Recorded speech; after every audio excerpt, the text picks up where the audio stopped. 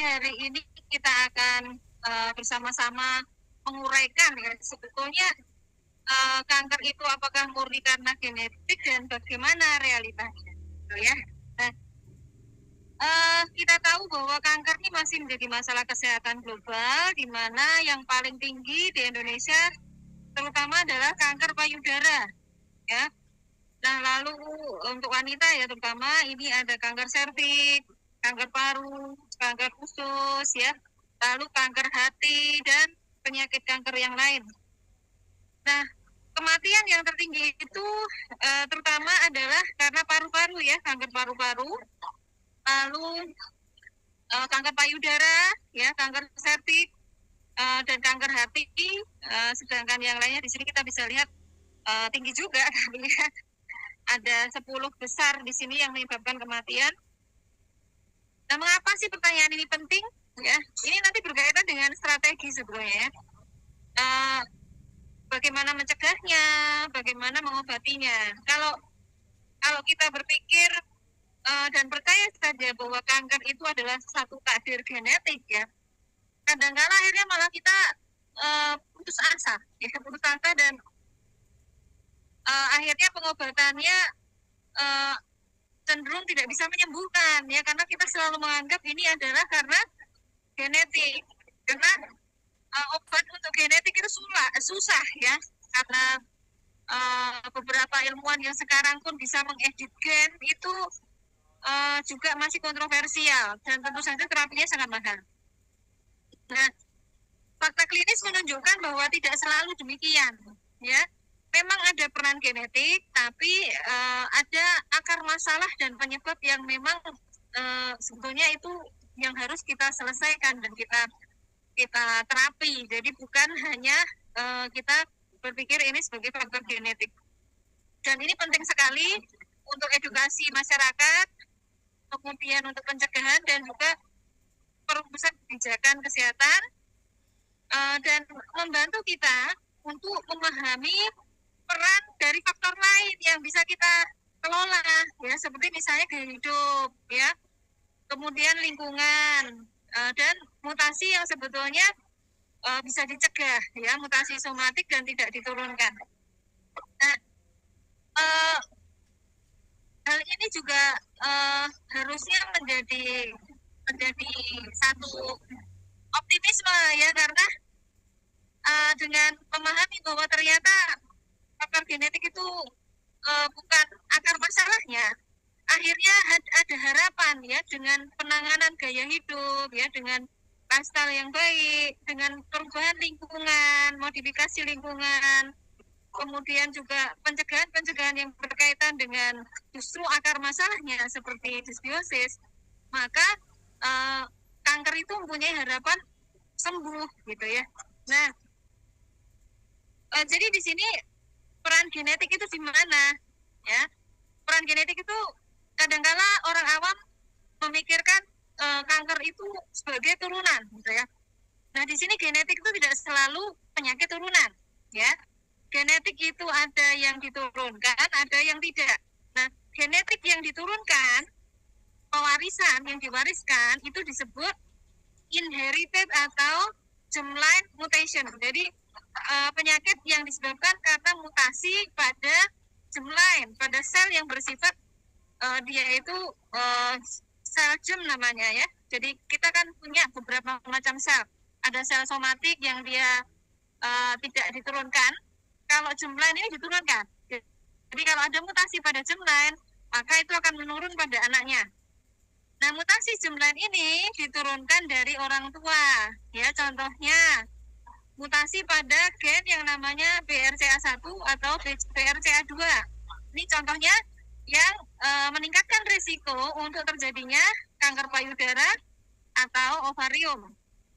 Nah, lalu mutasi gen TP53 atau mutasi lipomeni ya namanya ya.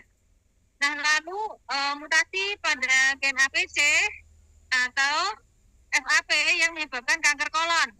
Nah, ini bisa kita deteksi lebih awal sebetulnya dengan air liur ya.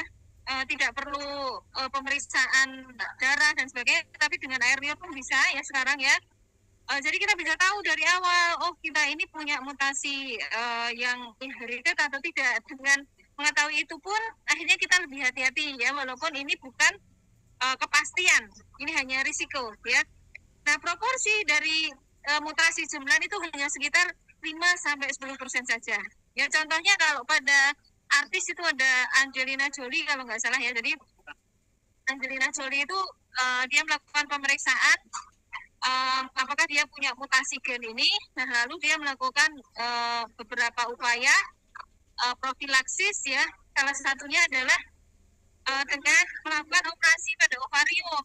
Ya, ini adalah satu metode yang invasif sebetulnya. Jadi kalau mutasi pada gen BRCA1 dan BRCA2 itu kan salah satunya berkaitan dengan hormon ya. Nah, lalu yang kedua genetik tapi tidak diturunkan ya. Jadi ada mutasi genetik tapi tidak diturunkan. Nah, ini mutasinya namanya mutasi somatik. Dan ini bisa terjadi kapanpun sepanjang hidup kita. Pemicunya adalah karena faktor lingkungan ya. Jadi karena lifestyle, karena faktor lingkungan, paparan zat toksik ya. Dan inilah proporsi yang terbesar ya, sekitar 90-95%. Nah, jadi apakah kanker itu karena genetik? Ya, kanker itu adalah penyakit yang melibatkan mutasi gen. Tapi akar masalahnya justru pada lingkungan mikro ya, terutama karena adanya yang disebut dysbiosis ya. Dysbiosis di sini artinya apa? Dysbiosis itu adalah ketidakseimbangan ekosistem mikrobiom kita.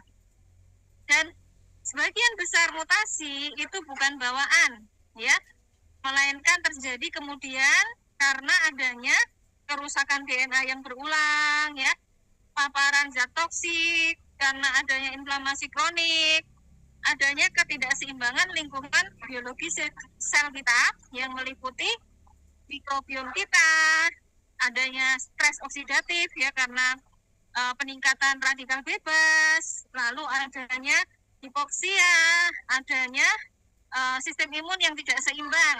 Nah, maka sebetulnya kalau kita ingin mencegah kanker ya sebetulnya faktor-faktor ini yang harus kita atasi ya. Nah, faktor risiko non genetik itu misalnya kalau dari gaya hidup ya, misalnya merokok ya, paparan polusi, radiasi, hati-hati ya, radiasi dari baik itu sinar pengion maupun non pengion ya, sinar X, lalu dari matahari yang terlalu berlebihan, kemudian juga radiasi dari wifi ya, mungkin ya wifi 5G, 6G ya, lalu microwave juga hati-hati ya.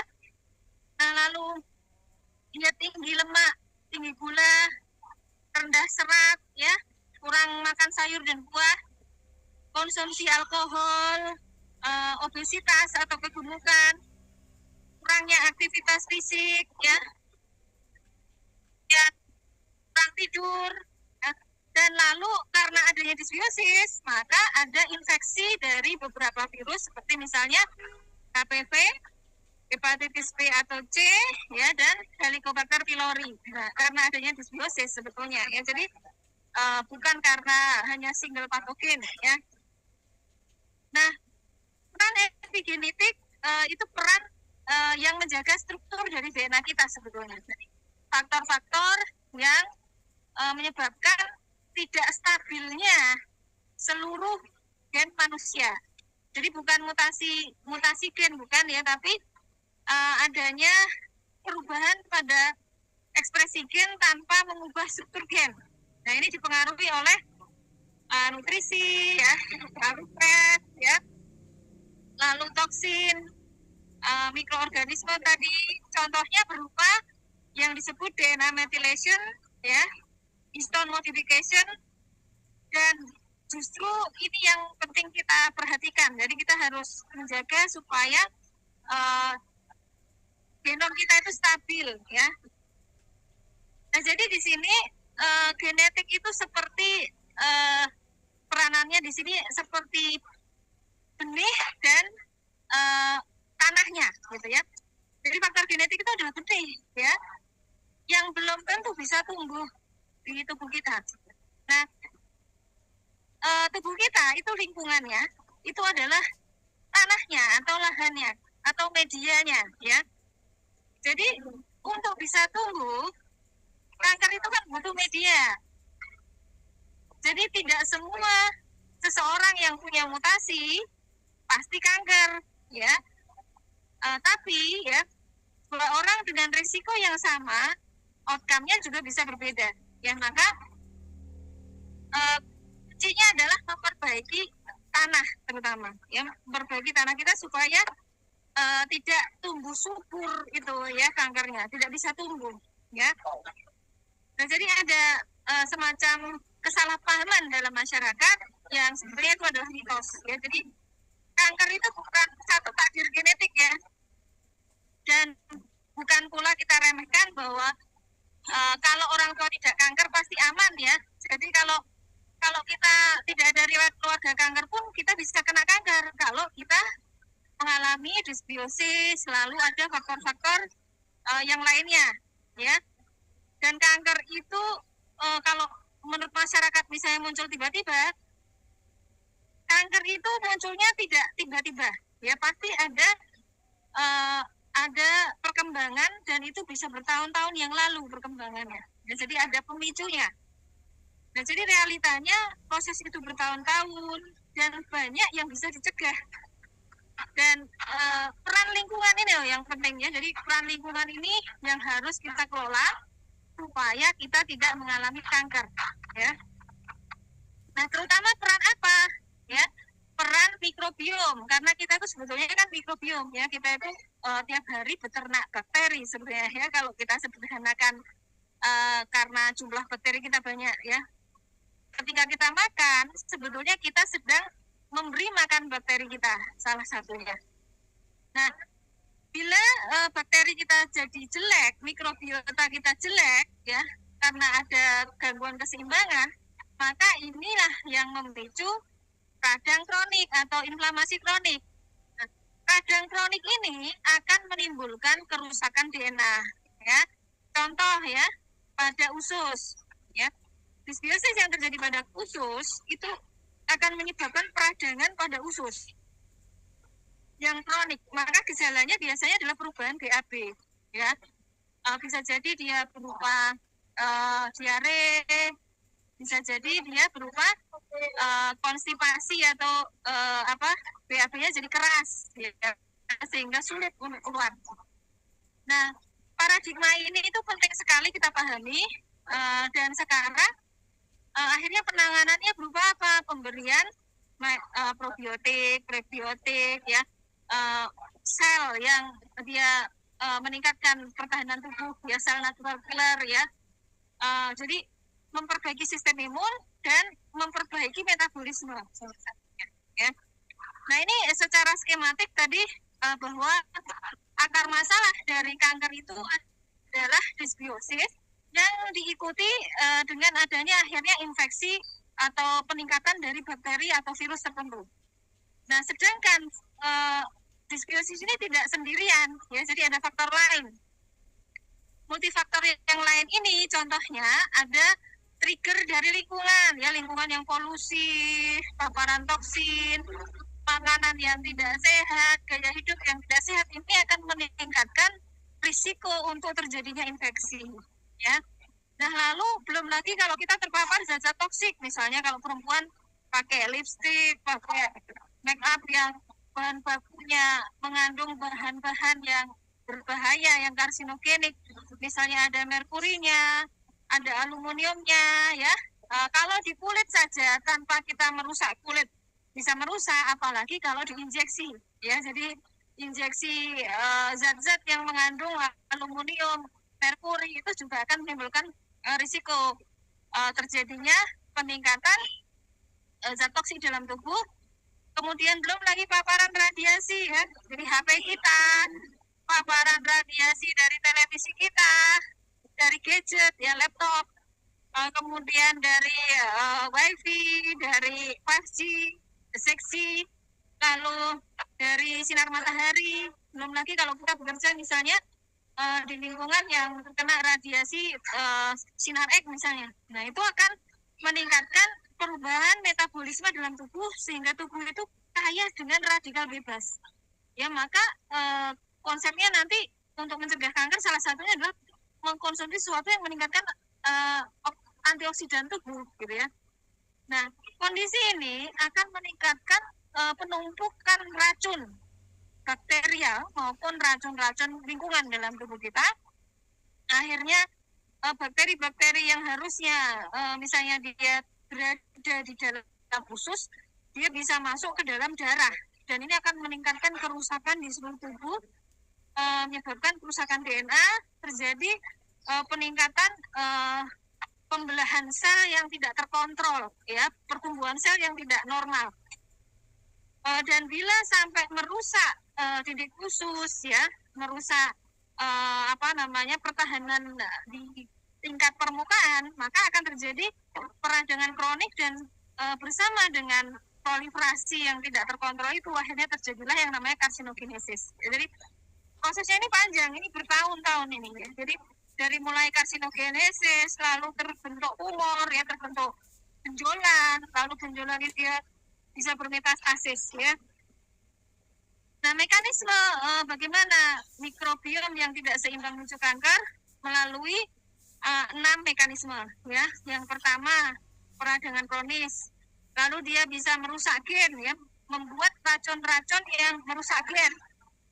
Lalu membuat metabolit yang bersifat prokarsinogen, rusaknya fungsi dari epitel, lalu ketidakstabilan dari epigenetik kita, jadi merusak DNA methylation tadi, ya, terjadi histone modification dan lain-lain. Nah, lalu dia bersifat imun evasion atau imun supresif, ya, jadi dysbiosis itu akan memicu sistem imun yang lemah, ya. Contoh peranan mikrobiom spesifik pada kanker di sini sebetulnya tidak satu, ya, tidak satu jenis, tapi yang paling dominan contohnya kalau kanker kolorektal adalah Mycobacterium nucleatum, di mana bakteri ini kalau meningkat itu bisa menekan apoptosis dan meningkatkan metastasis, ya. Nah, lalu pada bakteri lain misalnya di sini adanya Bacteroides fragilis toxigenic, ya, dia menimbulkan racun yang merusak DNA. Lalu akibat dari dysbiosis sendiri itu juga akan mengurangi metabolit yang dibutuhkan tubuh, ya. Contohnya yang disebut short-chain fatty acid, ya. Short-chain fatty acid ini ibarat energi kita, ya. Kalau SCFA menurun, maka radang akan meningkat. Nah, lalu pada kanker lampu ada peranan dari Helicobacter pylori, di mana Helicobacter pylori itu harusnya tidak menyentuh lambung. Karena ada dysbiosis, maka dia akan menyentuh lambung, menimbulkan radang kronik, akhirnya terjadi perubahan pada epitel lambung yang disebut metaplasia, sehingga akhirnya pertumbuhan itu tidak terkontrol, ya, karena kalau sudah terjadi metaplasia dia akan terjadi dysplasia, akan terjadi kanker. Lalu pada kanker hati contohnya di sini karena adanya dysbiosis akan terbentuk endotoksin, ya, terjadi peradangan pada hati dan menyebabkan kanker hati. Nah, mikrobiom itu bisa mempengaruhi epigenetik, ya, jadi dia bisa menyebabkan DNA methylation, histone modification, merubah microRNA, ya, mengubah ekspresi gen tumor suppressor dan onkogen, dan ini menjelaskan mengapa orang tanpa faktor herediter, tidak punya riwayat keluarga, tetap bisa nah, sedangkan seorang yang dia keluarganya ada riwayat kanker itu belum tentu berkembang menjadi kanker bila lingkungannya sehat, ya. Makanya prinsip utamanya itu sebetulnya adalah lingkungan kita itu tetap sehat, ya, terutama mikrobiom kita. Nah, mikrobiom dan sistem imun ini juga pengaruhnya besar, ya, di mana 70-80% sistem imun itu ada di usus, ya. Itulah mengapa produk-produk AFC misalnya itu diminum, ya.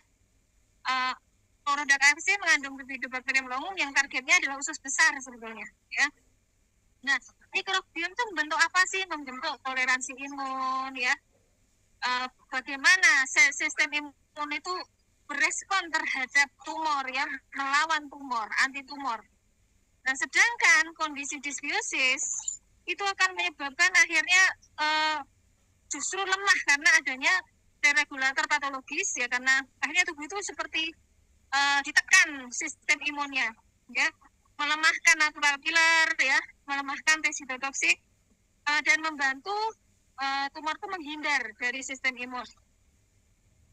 Nah, mikrobiom juga mempengaruhi metabolisme kanker, ya, di mana mikrobiom itu akan mempengaruhi glukosa, metabolisme lemak, ya, produksi SCFA, di mana salah satu SCFA yang berperan sebagai anti kanker adalah butirat. Nah, pada kondisi dysbiosis, butirat ini menurun, ya, akan terjadi peningkatan inflamasi, proliferasi sel yang abnormal, ya, terjadi peningkatan proliferasi sel yang tidak bisa dihentikan tadi. Nah, ini faktor-faktor yang menyebabkan dysbiosis, ya. Jadi penggunaan obat-obatan, ya, seperti antibiotik, makanan yang tidak sehat, kemudian sistem imun kita, stres, ya, nggak boleh stres makanya, ya. Lalu infeksi, kemoterapi dan radiasi itu juga, ya. Maka kalau kita mendapatkan kemoterapi dan radiasi, sebaiknya kita juga mengkonsumsi prebiotik dan probiotik, ya. Lalu kita terlalu higien itu juga salah satu faktor yang menentukan, ya. Kondisi lingkungan, tempat geografis kita, ya, itu juga menentukan. Nah, ini contoh pada kanker payudara, di mana di sini pada orang-orang yang menderita kanker payudara, ternyata bakteri pada payudaranya juga berbeda, ya. Jadi payudara itu tidak steril, ya, Bapak Ibu. Payudara itu punya ekosistem.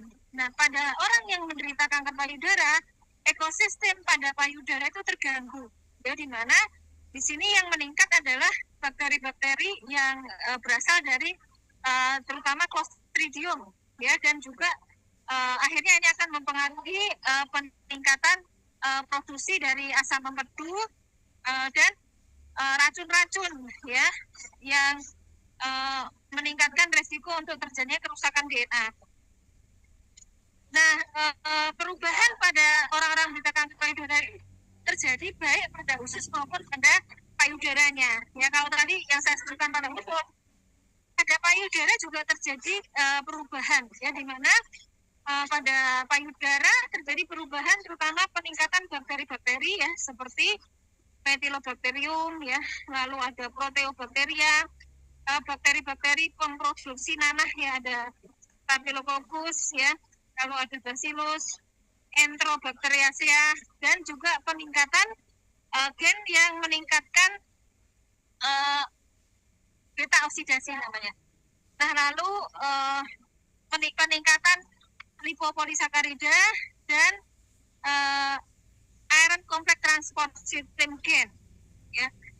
Nah, ini faktor-faktor yang kita harus kurangi dan kita hindari, ya, kalau kita ingin terhindar dari kanker, ya, karena faktor-faktor ini mempengaruhi hormon, kemudian mempengaruhi kestabilan dari DNA, ya, di mana contohnya di sini pestisida, ya, pestisida yang sering dipakai untuk menyemprot sayur dan buah, ya, seperti misalnya chlorpyrifos, atrazin, dan glifosat, dia punya efek merusak gen, ya.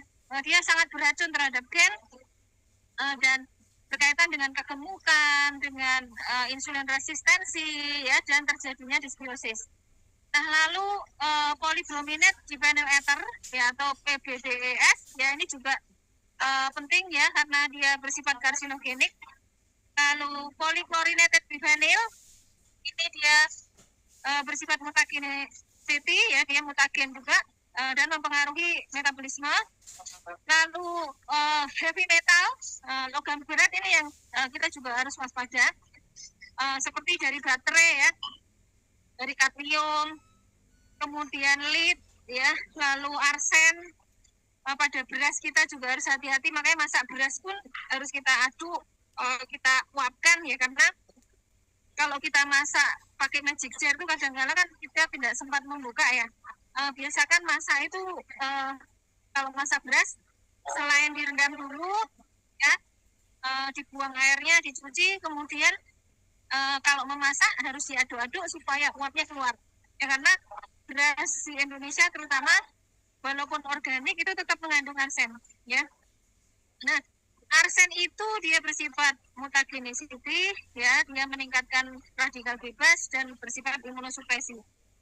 Nah, yang sekarang ini kita juga harus hati-hati karena penggunaan nanomaterial ya, terutama pada industri vaksin kemarin ya, itu juga menggunakan bahan-bahan seperti grafenoxide mungkin ya. Nah, lalu pada kosmetik hati-hati ya, titanium dioxide ini sangat banyak didapatkan pada alas bedak ya, foundation, lalu kalau bukan foundation atau bedak ya, kebetulan kalau saya lihat itu hampir sebagian besar make up, lipstick, walaupun itu branded yang katanya dia organik, itu mengandung itu ya. Saya jarang pakai alas bedak ya, tapi alas bedak itu saya hanya menemukan salah satunya yang bebas dari titanium dioxide, satu merek dari salah satu brand yang kalau di mall-mall banyak itu ya, dia ikon dari brand organik ya. Walaupun tidak semua produknya bebas dari titanium dioxide ya. Lipstick pun juga harus hati-hati ya, sebagian besar lipstick itu mengandung titanium dioxide. Nah, nanomaterial ini dia punya sifat meningkatkan radikal bebas dan menyebabkan dysbiosis, dan dia bersifat toksik terhadap sistem imun ya. Graphene oxide ini juga sekarang banyak digunakan untuk geoengineering ya, untuk modifikasi cuaca. Ini juga kita harus hati-hati, makanya kalau hujan jangan, terutama kalau baru terus yang pertama ya, turunnya hujan yang pertama itu jangan hujan-hujanan ya, karena salah satu zat yang terbawa oleh air hujan itu adalah nanomaterial ya. Nah, lalu personal care produk yang mengandung metilparaben ya, profil paraben ini juga ibu-ibu ini perlu hati-hati ya, karena rata-rata ini digunakan untuk pengawet skincare ya, skincare dan kosmetik ya.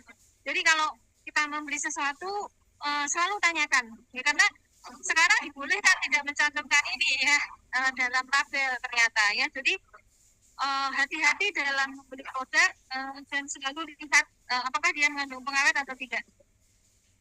Nah, lalu macam-macam penyebab kerusakan faktor endogen tadi, ada stres oksidatif, lalu ada, ini adalah contoh-contoh kerusakan DNA ya, dibaca saja nanti web ya. Nah, jadi secara skematik, kerusakan DNA itu sebetulnya tubuh kita itu punya mekanisme menyeimbangkan ya, terjadi perbaikan DNA. Perbaikan DNA itu terjadi saat tidur ya, dan tidur itu harus kita lihat sesuai tidak dengan irama sirkadian kita ya. Kenapa sih kita harus tidur jam 9 malam? Itu karena salah satunya perbaikan sel itu dilakukan oleh namanya hormon melatonin. Itu kalau mata kita tidak terpapar cahaya sekitar jam 9 sampai kurang lebih jam 2 malam ya, maka kalau kita ingin bangun mengerjakan sesuatu itu lebih baik setelah jam 2 malam lah paling tidak ya. Jadi jam 9 harus sudah tidur ya, kalau tidak nanti tidak terjadi perbaikan DNA ya. Lalu kalau siang usahakan tidur sebentar ya, karena siang kita terpapar sinar matahari pasti akan terjadi kerusakan DNA yang banyak ya. Jadi sinar matahari pada jam tertentu lebih dari jam 11 itu sinar matahari yang merusak DNA ya. Nah, makanya kenapa kita dianjurkan tidur siang paling tidak 30 menit ya. Nah, kalau itu seimbang, tidak akan terjadi kerusakan ya, tidak akan terjadi mutasi dan lain-lain. Tapi kalau itu menumpuk terus-menerus, kerusakan DNA tidak diimbangi dengan perbaikan DNA. Karena misalnya kita kurang tidur ya, maka akan terjadi gangguan dan kesalahan pada perbaikan ya, dan hal ini membutuhkan mekanisme kematian sel. Jadi tubuh kita itu punya mekanisme bunuh diri sebetulnya ya. Kalau sel itu nggak bisa diperbaiki, maka dia akan bunuh diri. Tapi masalahnya yang terjadi adalah gen-gen yang mengatur proses bunuh diri ini kadang-kala juga rusak. Nah, kalau mutasi itu terjadi pada gen-gen yang menyebabkan kita mati bunuh diri, kita masih punya sebetulnya benteng yang lain, yaitu sistem imun, ya, yaitu natural killer dan limfosit sitotoksik tadi. Jadi kalau misalnya gagal bunuh diri, sebetulnya tentara-tentara kita itu bisa mengenali sel yang dia berubah menjadi tidak normal, ya. Tetapi membutuhkan kerja dari natural killer dan sitotoksik. Masalahnya, kalau kita terpapar rokok, terpapar toksin yang merusak kemampuan tentara tubuh kita, ya kita nggak bisa apa-apa, ya. Jadi ini merupakan satu proses yang multi hit ya. Jadi kalau di sini sistem imun baik ya masih bisa diatasi, tapi kalau sistem imunnya jelek, ya bagaimana lagi ya, tentara kita pasti akhirnya nggak bisa mengatasi ya. Nah lalu stres ya, stres itu juga mengapa kita harus menjaga supaya kita tidak stres ya.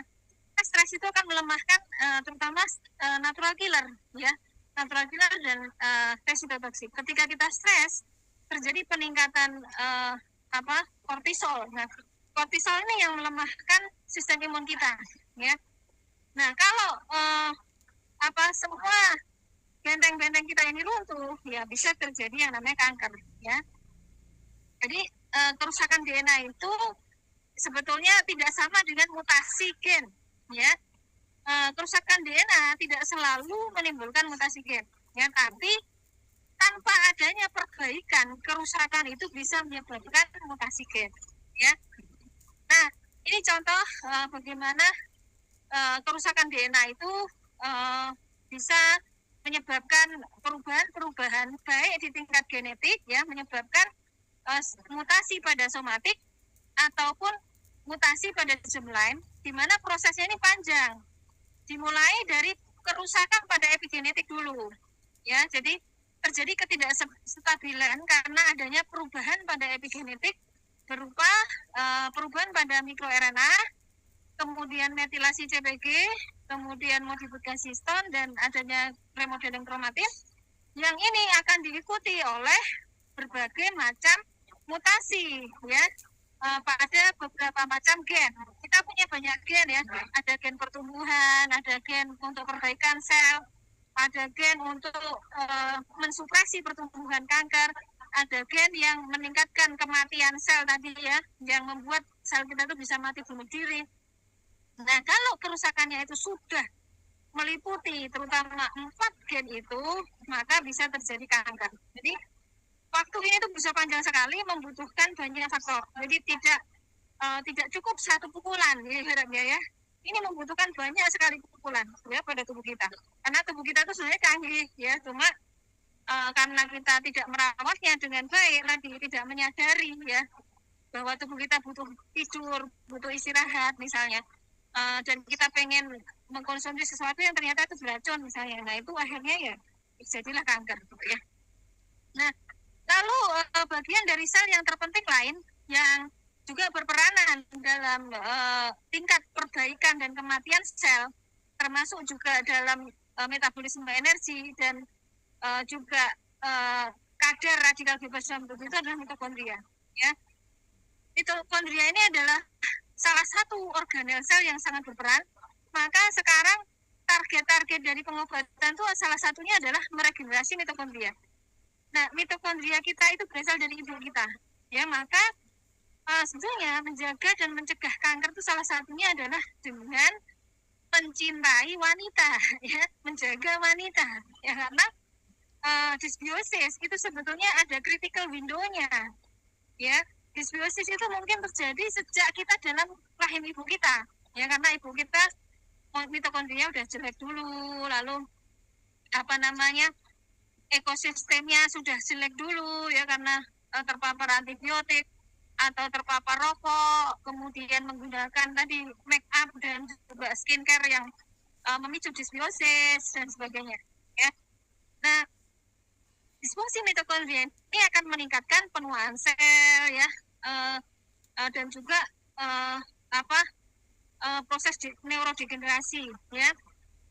Ini bisa dipicu oleh penuaan, juga faktor genetik ya, lalu lifestyle, faktor lingkungan dan metabolisme tubuh yang tidak baik ya.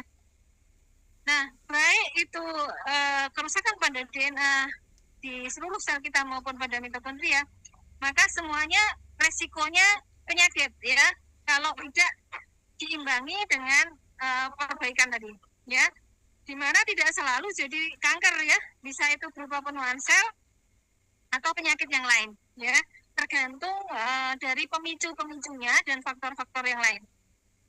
Nah ini salah satu akibat dari kerusakan DNA. Jadi ini contoh bahwa tidak semua kerusakan DNA itu berubah jadi kanker ya, tapi bisa berkaitan dengan penuaan dini ya. Nah, lalu kalau seperti ini, bagaimana kita mengenali faktor risiko ya? Karena yang terpenting sekarang adalah mencegah dan menanggulangi faktor risiko ya. Jadi bukan hanya mengatasi disbiosis tadi ya, dan kita nggak bisa ngontrol genetik kan. Nah, jadi pertama kita tidak boleh menikah terlalu dini ya. Menikah terlalu dini ketika belum balik itu nggak boleh ya, karena apalagi dia belum haid ya, karena pada saat itu permukaan dari rahim itu masih labil ya setelahnya, dan dia akan lebih rawan untuk mengalami peradangan ya, kemudian mengalami disbiosis. Kemudian menikah itu juga mencegah kanker ya, karena dengan menikah ya kita terutama kalau punya endometriosis ya, endometriosis ini bisa transformasi di kanker ya. Endometriosis itu akan mengecil ya dengan menikah, dengan punya anak ya. Orang-orang yang tidak menikah kemudian tidak punya anak itu punya resiko yang lebih tinggi untuk terkena kanker rahim ya. Nah, jangan menunda-nunda melahirkan anak pertama ya, karena di sini ada faktor risiko ya. Kalau melahirkan anak pertama pada usia lebih dari 30, maka kemungkinan untuk terjadi kanker rahim lebih besar ya, kanker rahim dan kanker payudara ya. Lalu kalau punya anak susui ya, karena salah satu faktor risiko untuk terjadinya kanker payudara misalnya tidak menyusui ya. Kalau ingin menjarangkan kelahiran atau ber-KB, kalaupun itu menggunakan hormonal itu jangan terlalu lama ya. Jadi kalau bisa jarangkanlah kelahiran itu dengan tadi menyusui ya, karena kalau kita menyusui sampai 2 tahun itu sebetulnya ada efek kontrasepsi alaminya ya. Nah, lalu pada orang-orang yang menopause pada usia lebih dari 55 tahun itu juga punya risiko ya, maka sebaiknya memang kita menjaga kesehatan pada sejak pramenopause ya. Jadi kita menjaga diet ya, lifestyle kita harus baik, karena orang yang menopause itu rata-rata sistem imunnya menurun, hormonalnya nggak seimbang ya, risiko untuk terjadinya penyakit lebih besar ya. Nah, lalu risiko yang lain adalah bila pernah mengalami operasi tumor jinak payudara, ini contoh pada kanker payudara ya, atau riwayat kanker pada keluarga, stres ya, makanya nggak boleh stres ya, nggak boleh mengkonsumsi alkohol dan tidak boleh terpapar oleh rokok ya, ini salah satunya. Nah, faktor risiko yang lain yang juga penting adalah tidur tadi ya. Jadi tidur itu kalau kita nggak cukup, kurang dari sekitar 7 jam ya, ini akan menurunkan kadar melatonin pada tubuh kita. Nah, kalau kita menjadi pekerja yang haruskan kita tidak tidur, ya ada kompensasinya. Ya kompensasinya kita harus mengkonsumsi suplemen atau mengkonsumsi makanan yang meningkatkan melatonin. Ya contohnya misalnya alpukat, minyak zaitun, ya, kemudian apa namanya yang kaya dengan triptofan, ya, seperti pisang misalnya. Ya jadi pada orang-orang dengan insomnia, ya insomnia itu juga, ya jadi kita harus mengkonsumsi melatonin, ya. Nah tidur pun juga kalau malam hari jangan terpapar sinar matahari, sinar ini lampu, ya, dan matikan semua gadget kita. Nah lalu kekurangan mikronutrien, ya seperti vitamin, magnesium, zinc, selenium, ya, besi, ini juga bisa meningkatkan risiko, ya. Maka jangan sampai kita mengalami malnutrisi, ya. Makanlah makanan yang dia bergizi seimbang, ya, tinggi serat, ya, kemudian juga tinggi dengan omega, ya, omega 3, 6, 9, ya. Nah vitamin D yang rendah ini juga, ya, jadi orang yang alkoholik, ya, bekerja dari pagi sampai malam nggak pernah terpapar sinar matahari, akhirnya bisa kurang vitamin D, ya, atau intake makanannya kurang, ya, mungkin dia terpapar sinar matahari tapi intake makanan yang kaya dengan vitamin D-nya ini kurang, ya, maka kita harus mengkonsumsi makanan yang kaya dengan vitamin D, ya. Akan ada orang yang memang walaupun dia makan vitamin D banyak, karena dia punya variasi genetik pada reseptornya, akhirnya dia punya risiko untuk vitamin D yang rendah, ya. Nah pada orang-orang seperti ini, ya, bagaimana lagi, berarti dia harus meningkatkan intake vitamin D lebih banyak lagi karena reseptornya lebih sedikit, ya. Nah ini contoh bagaimana vitamin D berperan dalam pencegahan kanker payudara, ya. Jadi vitamin D itu sangat penting, ya, karena dia punya sifat anti pertumbuhan, meningkatkan kematian sel, dan dia memodulasi sistem imun. Nah lalu magnesium juga penting, ya. Magnesium ini banyak pada kacang-kacangan, ya, di mana magnesium ini dia juga akan meningkatkan resiko untuk terjadinya kanker. Nah makanya dalam pencegahan kanker itu pendekatan dengan mikrobiom itu sekarang sedang menjadi pilihan, ya, yang penelitiannya terus berkembang, ya, di mana di sini justru dari makanan kita, ya, jadi dia harus tinggi serat, ya, whole food berbasis tanaman, fermented food, ya, bisa yogurt, kefir, tempe, ya, tapi pastikan kedelainya dia organik, ya. Lalu prebiotik, ya, mengurangi ultra processed food, terutama yang goreng-goreng suhu tinggi, kurangi gula, lemak jenuh, ya, alkohol, beraktivitas fisik secara rutin, ya, ini akan meningkatkan diversitas mikrobiom, dan gunakan antibiotik seperlunya, harus dengan resep dokter, harus pemeriksaan laborat, ya, supaya tidak menyebabkan disbiosis, ya. Nah pada saat kita misalnya menderita kanker, kita juga harus mengkonsumsi probiotik atau prebiotik, ya, karena ternyata banyak penelitian buktikan efektivitas dari kemoterapi dan imunoterapi itu dia bisa ditingkatkan dengan adanya konsumsi prebiotik dan probiotik. Pasien dengan mikrobiom yang sehat itu respon imunoterapinya lebih baik, ya, dan beberapa juga akhirnya pengembangan terapi seperti transplantasi fekal mikrobiota itu ternyata juga bila dikombinasikan dengan kemoterapi dan imunoterapi dia punya manfaat meningkatkan efektivitas, ya. Jadi kesimpulannya kanker itu akar masalahnya bukan genetik, ya, tetapi microenvironment, ya, terutama disbiosis, dan kanker itu bukan takdir murni dari genetik, ya. Hanya sekitar 5-10% punya dasar faktor keturunan, ya.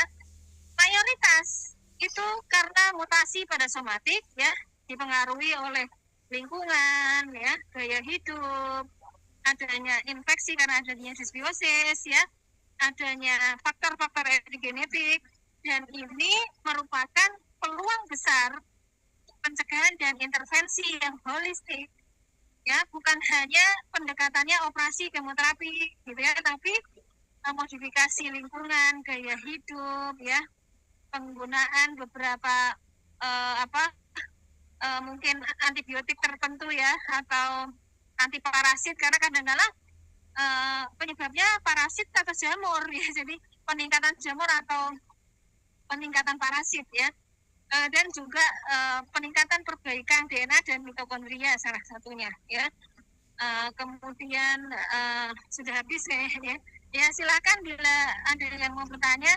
Mohon maaf ini agak berisik karena saya masih berada di luar kota, ya. Ada pertanyaan?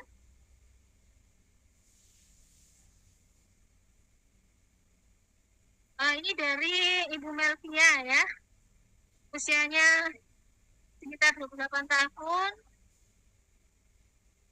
Selera makan masih baik, masih bisa beraktivitas, punya sirosis, ya Bu, ya.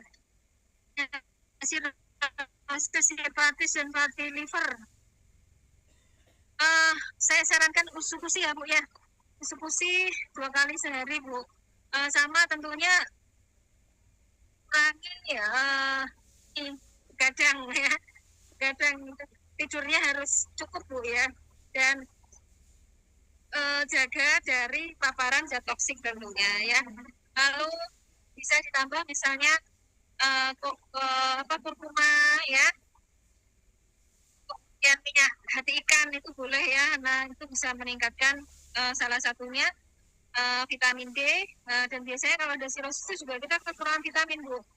Vitamin A, D, E, K terutama, ya. Jadi konsumsi aja makanan-makanan yang bisa meningkatkan vitamin A, D, E, K atau suplemen-suplemen yang mengandung itu, ya. Termasuk minyak hati ikan itu, ya. Minyak hati ikan itu termasuk salah satu sumber makanan yang sudah mengandung berbagai macam vitamin yang sudah aktif, ya. Terus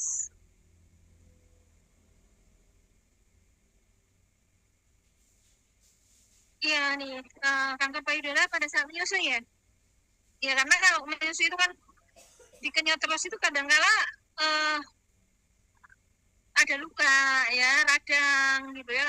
Atau sebenarnya nggak berhubungan dengan menyusuinya, tetapi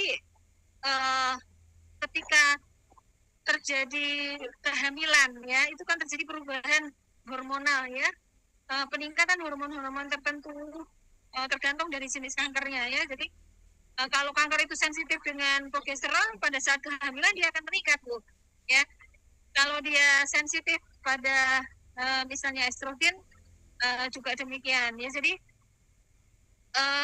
sebetulnya bukan karena menyusuinya, tapi karena peningkatan hormon, ya. Mungkin kanker itu adalah jenis yang dia sensitif hormon, sehingga akhirnya dengan adanya kehamilan itu misalnya dia sensitif progesteron, maka kehamilan itu akan meningkatkan pertumbuhan dari kanker payudara, ya. Alas bedanya aduh, sebut merek nih, saya pakai body soap, Bu, tapi yang cair, ya, yang cair. Jadi ada botolnya sih, dia botolnya kaca, ya. Jadi ada beberapa macam bentuk kan, yang dia ada yang sebaik ini enggak, ya. Nah, ini, ya, bentuknya seperti ini, ya. Kemudian apakah dampak dari asam lambung yang tinggi bisa menyebabkan tiroid? Ya, jadi gangguan pada lambung itu akan meningkatkan disbiosis, Bu. Nah, kadang-kala disbiosis pada usus itu akan berdampak pada tiroid, ya. Nah, bisa berkaitan juga dengan makanan. Ya, maka kalau kita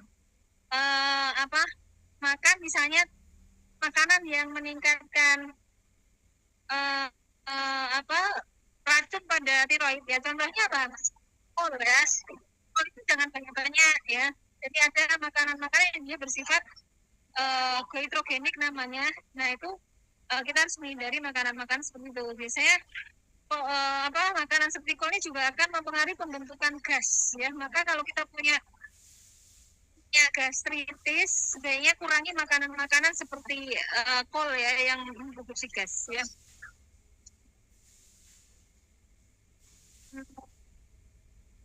Ada pertanyaan dari Ibu Esther tentang leukemia ya. Oh, leukemia itu kalau terjadi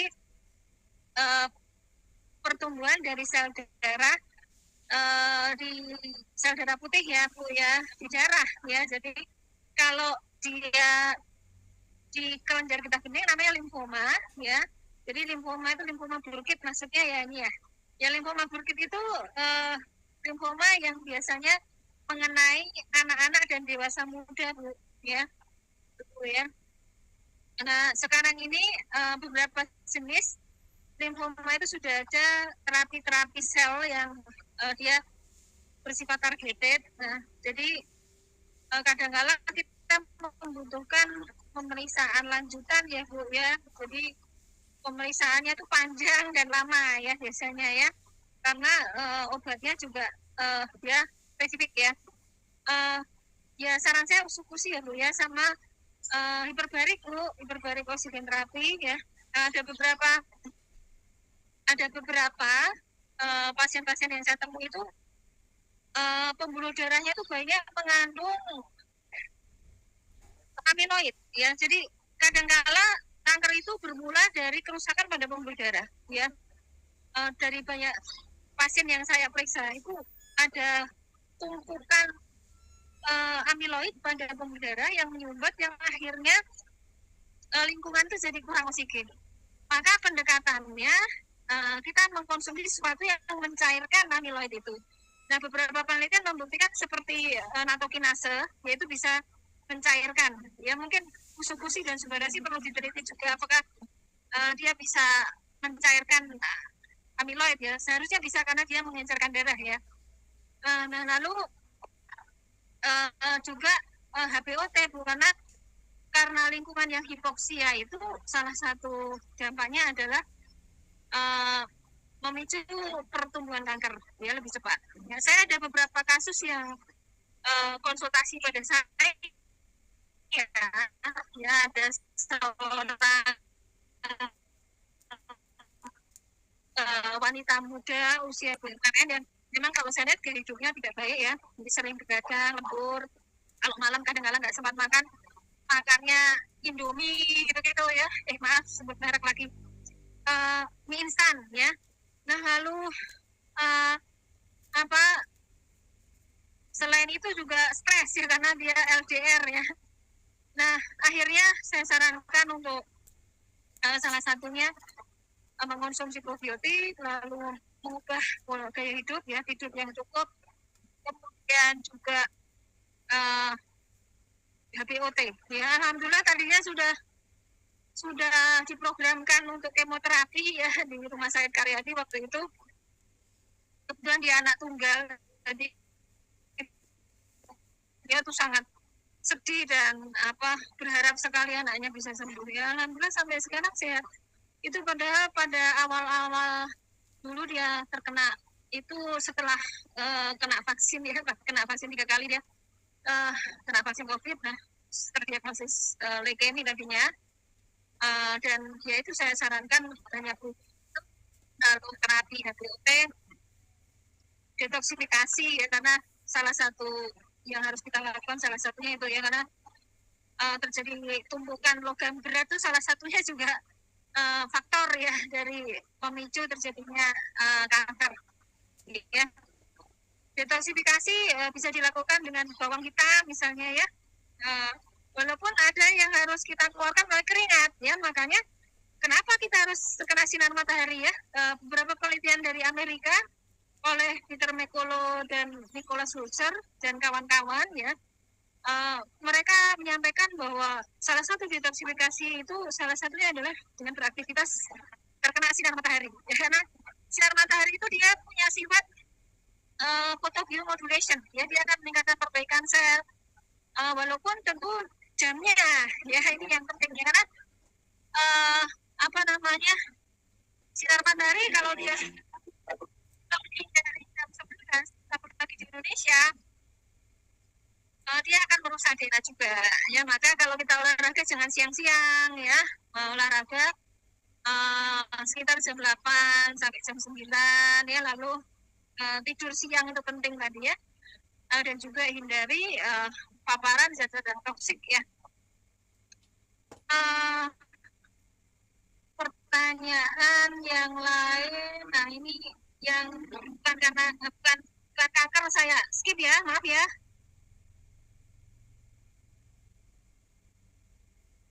Yang bukan kanker saya skip dulu. Nah ini ada pertanyaan tentang konsumsi untuk kemoterapi dan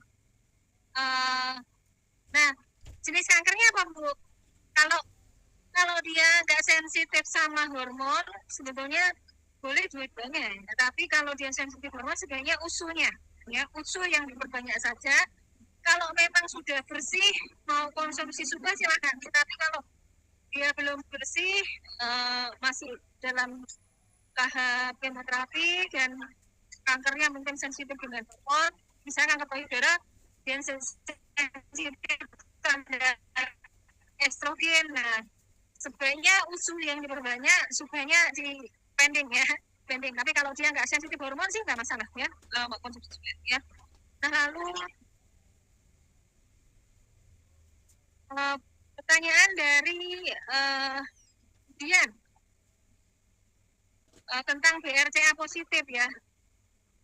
Jadi beliau menderita kanker payudara, terus sudah mengkonsumsi obat olaparib,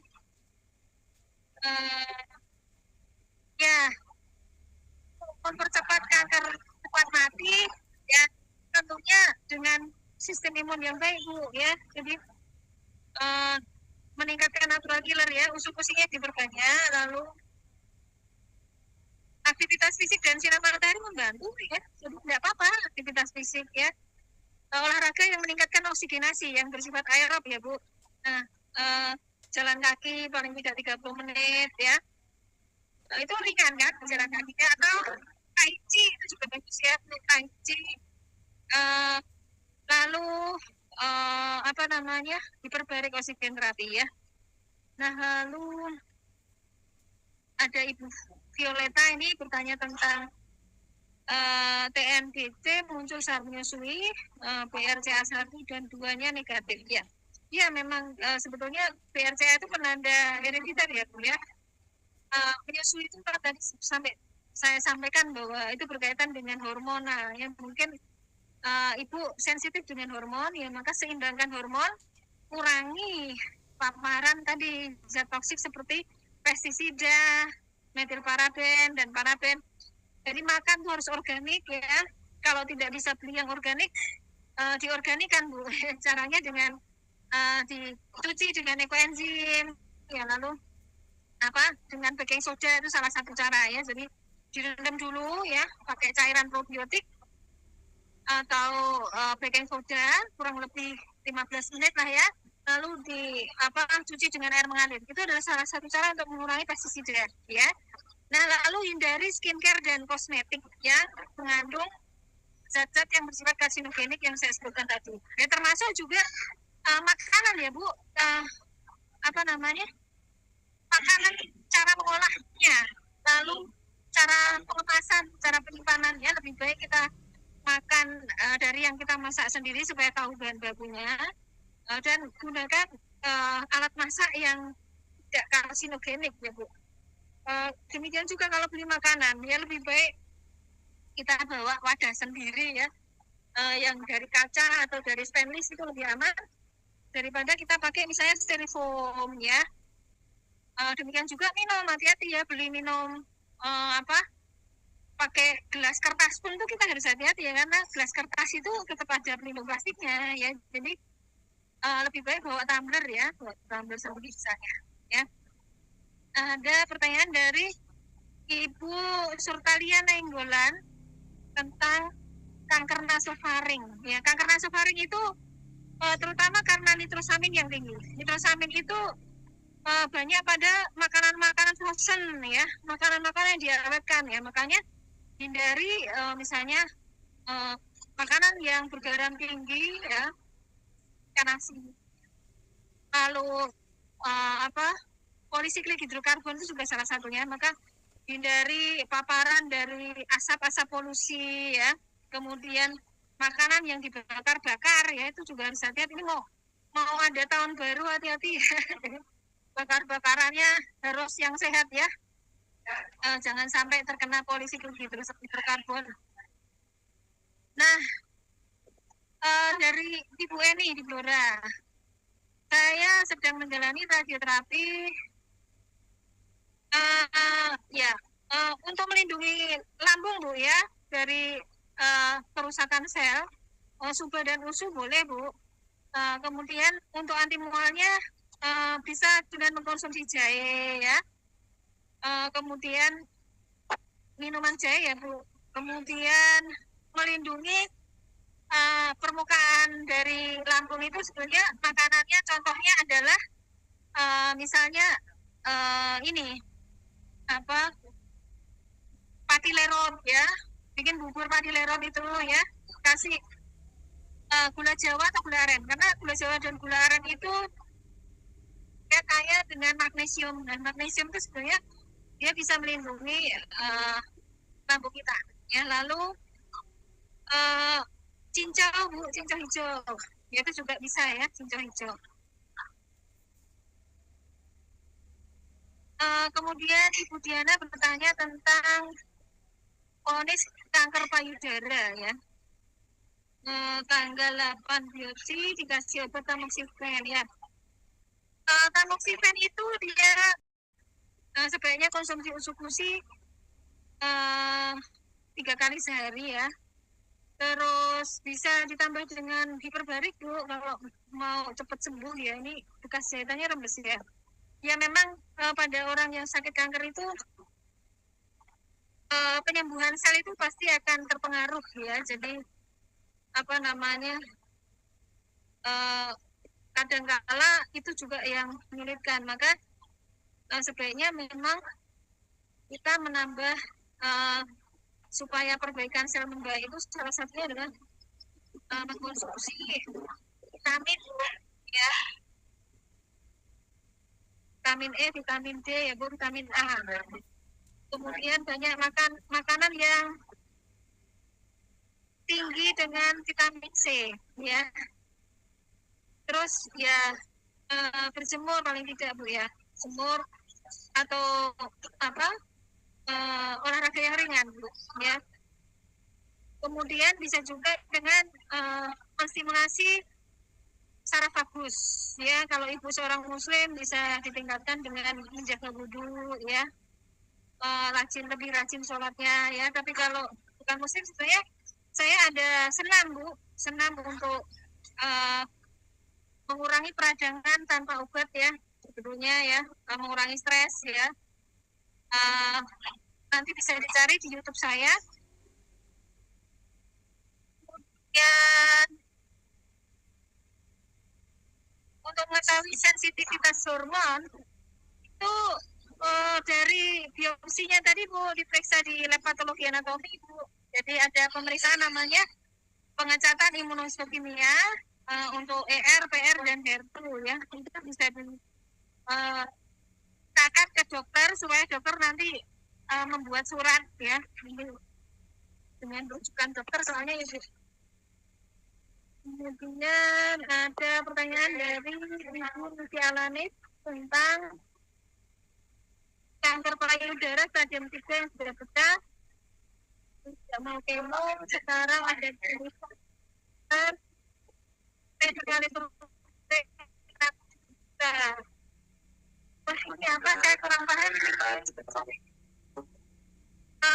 Kalau menurut saya harus holistik Bu ya. Penanganan kanker seperti tadi kan Ibu lihat faktornya banyak. Tidak ada yang instan. Pengobatan itu tidak ada yang instan. Harus ada perubahan ya. Pola makannya harus diperbaiki, pola pikiran ya, pikiran itu penting ya, karena stres itu juga mengaruhi. Makanya itulah kenapa saya dan teman-teman itu membuat ini exercise ya untuk meningkatkan kebahagiaan ya. Jadi itu hanya olah napas sebenarnya, tarik napas dalam, tahan ya, lepaskan, pelan-pelan, hitung kurang lebih 1-4 dulu, tingkatkan 1-5, 1-7 begitu. Ya, jadi olah napas itu sebenarnya adalah cara untuk merangsang saraf ya, di mana kalau saraf ini kita rangsang, itu saraf yang terpanjang dari otak menuju usus ya, itu akan mengurangi peradangan, mengurangi stres, meningkatkan sistem imun. Lalu coba pegang dada ya, pakai tangan kita yang satu memegang rusuk kita ya, antara rusuk dengan lambung ya, lalu tarik napas lagi, tarik napas panjang, lepaskan lewat mulut, tarik napas lewat hidung, lepaskan lewat mulut, begitu ya, dihitung dalam hati. Lalu bisa dengan memijit daun telinga kita ya, kanan kiri 10 kali ya, lalu di tengah lekuan telinga kita tusuk saja, hitung 10 kali kanan sama kiri sampai terasa ada aliran ludah ya, dan kita dengan adanya aliran ludah itu akan menelan ya, terjadi refleks menelan. Nah, itu rangsangan saraf yang sudah tercapai. Jadi sederhana sebenarnya. Nah, praktekkan itu sangat rekomen ya, ketika kita stres ya, ketika kita merasa nyeri ya, dan untuk mengurangi peradangan tadi ya, sesering mungkin, paling tidak frekuensinya 5 kali ya Bu ya, 5 kali sehari itu ya. Nah, lalu minum AFC-nya harus rutin ya Bu, karena untuk terjadinya, karena ini targetnya di usus ya, untuk terjadinya efektivitas bakteri itu, karena ini kan berbasis bakteri, paling tidak 8 minggu Bu, tidak boleh berhenti ya. Kalau memang udah membaik nanti bisa dikurangi dosisnya ya, jadi coba pakai dosis kecil dulu ya, 2 kali sehari. Nanti pada saat lambung kosong itu 2 jam sebelum atau 2 jam sudah makan ya, jadi lambung kosong, lalu 2 kali sehari. Nanti kalau ternyata tidak berefek, tambahkan 3 kali sehari ya, tapi mulai dulu dari 2 kali sehari. Nah, lalu kalau sudah kira-kira maintenance gitu ya, kita bisa kurangi dosisnya 1 kali sehari ya. Nah, pertanyaan yang lain di sini ada dari Ibu dari Konnichiwa. Bukan, sebentar saya lihat ya. Dari Pak Alan apa Ibu Alan ini ya? Ibu Alan ya, kanker serviks ya. Kanker serviks usul Bu, banyak pending dulu ya. Lalu dari Konnichiwa, autoimun ya. Jadi autoimun itu kadang-kadang juga resiko penderita autoimun punya resiko yang lebih tinggi untuk terjadi kanker ya, karena terutama bila yang mengkonsumsi kortikosteroid jangka panjang ya. Orang-orang yang menderita kanker autoimun itu biasanya kan mengkonsumsi beberapa obat medis ya, dan di situ ada yang mensupresi sistem imun ya, maka orang-orang yang menderita autoimun yang mengkonsumsi kortikosteroid jangka panjang itu punya resiko yang lebih tinggi ya. Nah, lalu Ibu Meita Wijaya ya, ini bertanya tentang kanker usus besar ya, sudah dioperasi tapi tidak di kemo, sudah tidak diradiasi, Lalu sudah ada penyebaran di paru dan kelenjar getah bening. Konsumsi usus sama suba 2 kali sehari ya Bu. Terus sekali lagi ya, gaya hidup, pola makan, HBOT ya Bu. Lalu bisa ditambahkan dengan terapi gelombang misalnya terahertz Bu. Ya, jadi saya pernah ada satu pasien dengan kanker hati itu, alhamdulillah ya, itu mengecil ya, mengecil. Jadi dengan gelombang terahertz namanya ya. Ibu bisa mencari beberapa center daerah Ibu, mungkin ada terapi terahertz namanya, dan rata-rata center itu gratis kok ya. Nah, lalu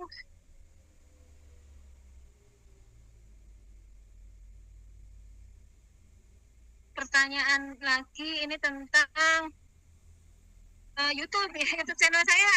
Coba aja ketik cari Susi Lorini itu pasti keluar ya. Lalu ada I Heal ya, I Heal HEALED ya, aku sembuh ya. Aku healnya itu ED-nya sebenarnya I Heal itu sembuh ya, tapi di sini ED, ada ED-nya ya. Kemoterapi dengan cara konsumsi obat kemo.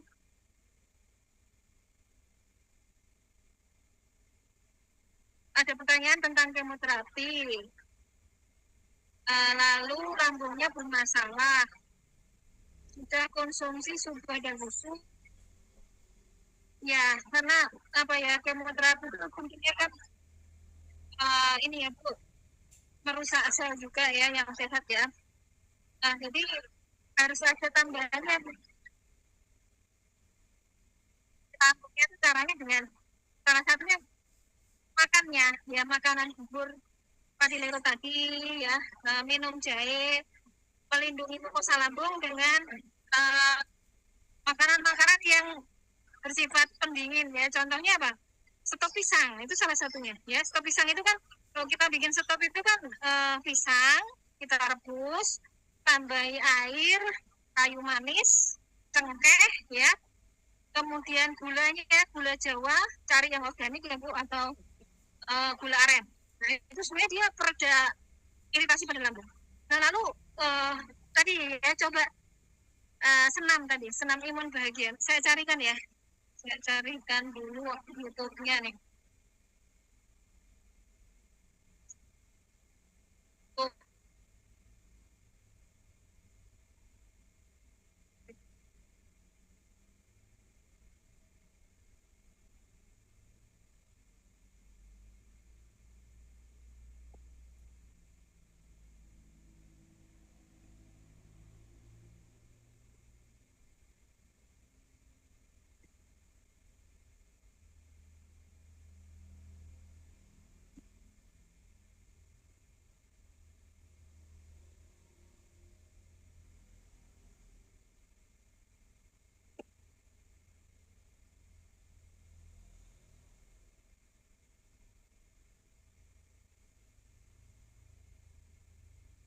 nah ini ya.